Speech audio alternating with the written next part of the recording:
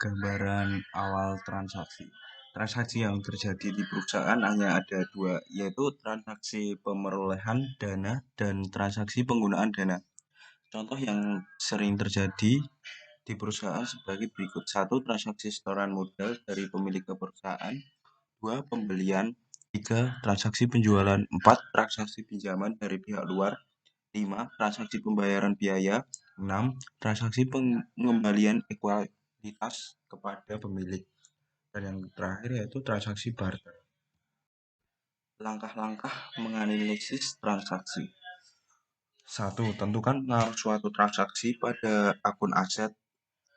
Yang kedua, tentukan pengaruh transaksi tersebut pada setiap akun. Apakah akun tersebut mengalami kenaikan atau penurunan. Yang ketiga, tentukan apakah kenaikan atau penurunan akun tersebut harus dicatat di Laporan laba rugi. Laporan laba rugi adalah laporan finansial perusahaan yang dibuat oleh bidang keuangan tertentu. Isi dari laporan ini ialah data-data pendapatan sekaligus beban yang ditanggung oleh perusahaan. Laporan laba rugi dibuat setiap akhir bulan maupun akhir tahun sekali atau berdasarkan interval yang disetujui berbagai pihak. Fungsi dari laporan laba rugi sendiri ialah yang pertama, untuk dijadikan bahan evaluasi keuangan. Kedua, untuk mengetahui perkembangan perusahaan. Ketiga, untuk mengatur langkah kebijakan atasan.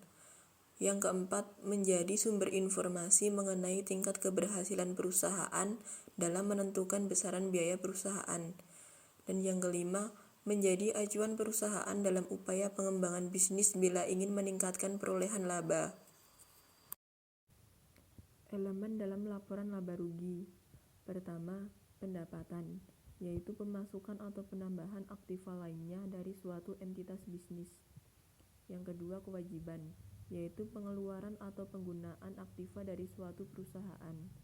Yang ketiga, keuntungan, yaitu penambahan ekuitas karena terjadinya transaksi periferal perusahaan atau investasi dari pemilik usaha.